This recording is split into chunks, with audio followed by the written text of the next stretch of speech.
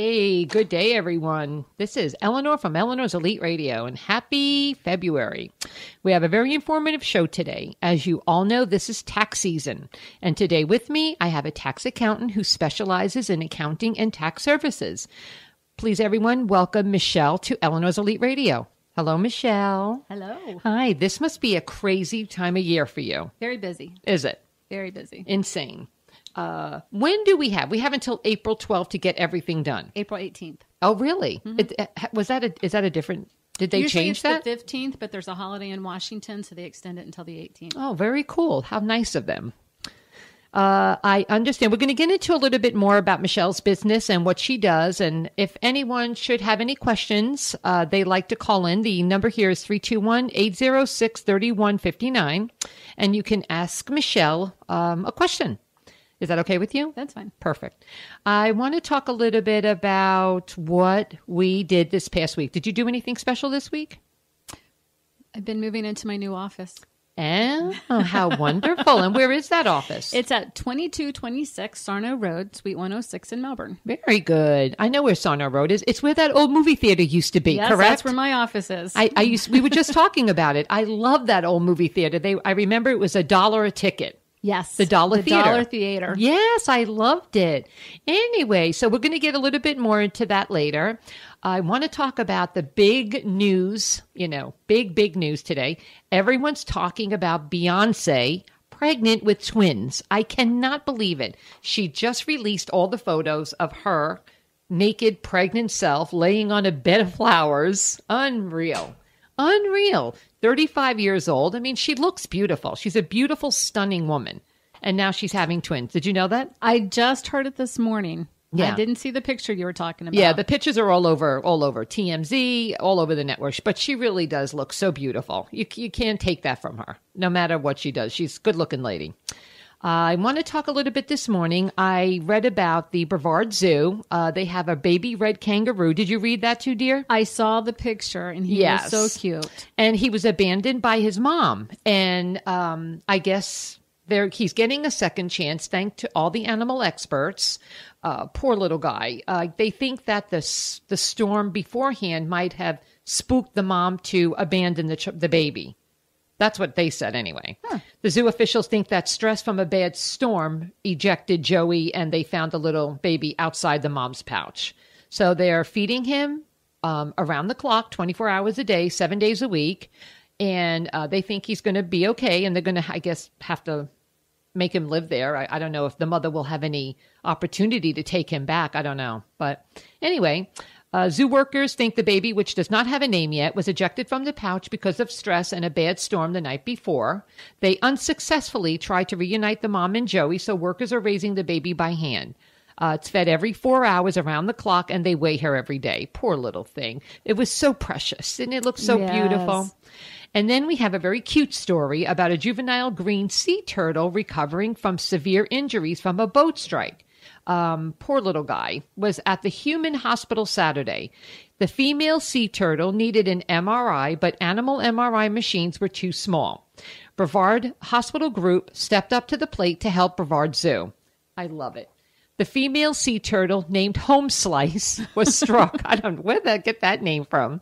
Was struck by a boat propeller and found floating in the Mosquito Lagoon area. Wow. Anyway, they got her into a human MRI because she was so wide, I guess, poor thing. And they were able to give her an MRI to find out her internal injuries. They found out that her spinal cord was healthy enough for her to be released, and they put her back into the wild. Oh, that's good. So that's wonderful. We have some local events I want to talk about because they're very near and dear to my heart. We have Lady Day. Runs February 3rd through February 18th at the Hennigar Center for the Arts. That's on New Haven Avenue. 1950s come to a close. The famous Billie Holiday puts on a show in a small bar in Philadelphia. Unbeknownst to the audience, they will witness one of her last performances of extraordinary life, full of show-stopping numbers like God Bless the Child, Strange Fruit, and What a Little Moonlight Can Do. Lady Day shares her loves and losses in this award-winning musical fresh from Broadway revival. Pull up a chair for an intimate evening that's up close and personal. I know the young girl who's portraying Billie Holiday. She's a friend of my daughter's, and she has a beautiful, dynamic voice. So if you want, go get your tickets. They're at the Hennigar Center, and the show runs through the 18th of February. Then we have things that I really don't like, but I'll put it out there because I know people like it. The Brevard Renaissance Fair. Are you a Renaissance Fair person? Not really, but my niece is. She's really big into it out in Washington State. Wow. Anyway, it runs from February 3rd through the 5th. Admission is anywhere from $5 to $21 at Wickham Park. It's right on Parkway Drive, Melbourne, Florida. They have a one-of-the-kind, all kinds of craft like blacksmithing, pewter jewelry, stone carvings, wood carving, weaving, hand-blown glassware, leather crafts, and more. I don't know. To me, that's like not fun for me. But anyway, I'm not a big Renaissance person. And every time I think of Renaissance, I think of them riding the horses, right? Mm-hmm. Do they ride horses and they have big swords and they're in metal suits? They do the jousting. I know for what she does out in Washington, they have periodic costumes that are down to the fabric detail and the stitching detail. Things have to be done by hand. They can't be done on the sewing machine. Wow. They have to use brocade cloth to make their dresses with. And they practice their archery, and they get in the whole lifestyle. And they eat big turkey legs. Mm-hmm. I know that's maybe what turns me off. It's the meat part.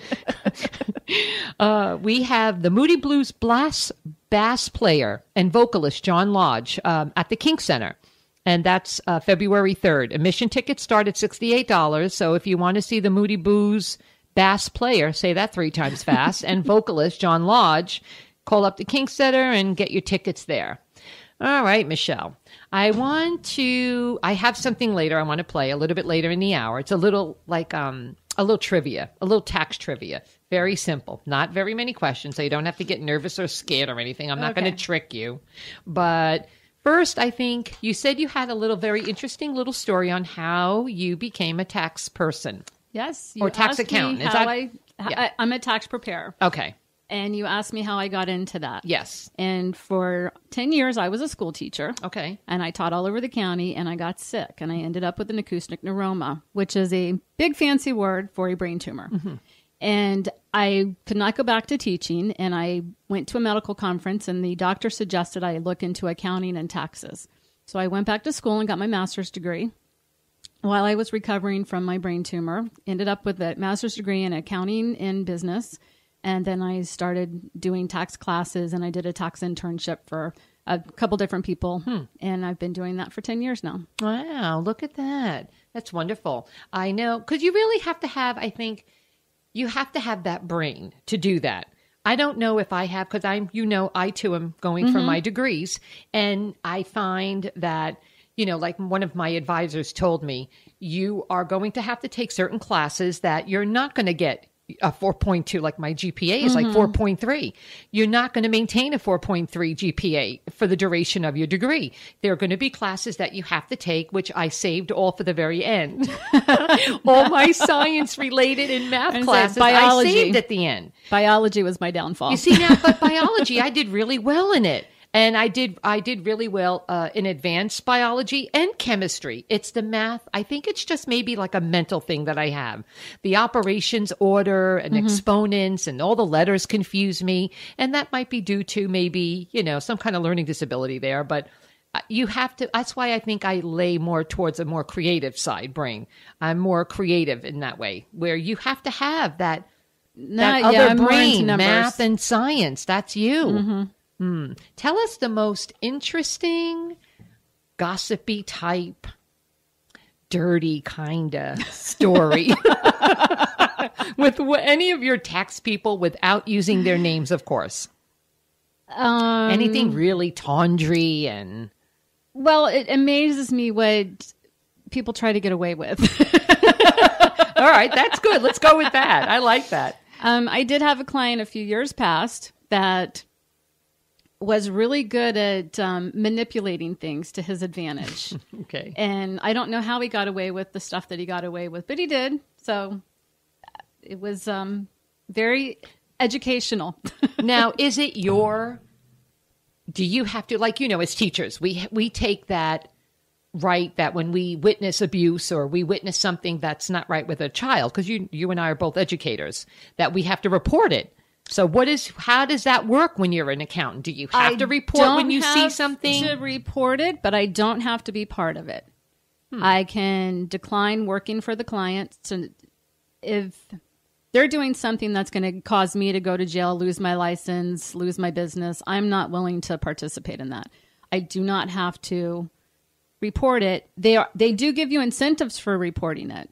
Really? They do have, they have whistleblowing incentives. In some instances, they'll give you 10% of the finder's fee for whatever they can recapture and back taxes that haven't been collected. But then you don't want to become a tax rat. Exactly. Yeah.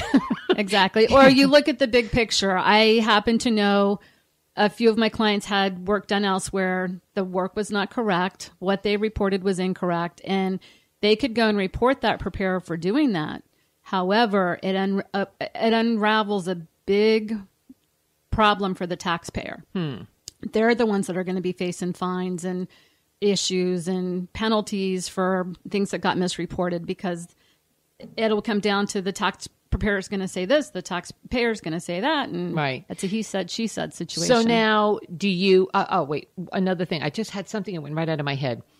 So if you report it, then you have that opportunity to make a little extra money if anything is recovered from their end. Right. But then again, how could you build a business on that too? So Exactly. I think it's much easier just to walk away. Exactly. It's easier just to walk away and not be part of it. And let it go. Let somebody else take that headache. I've seen all over town now, they have, I won't name the company, but they have a very generic tax company that's promising $1,500 tax, a refund.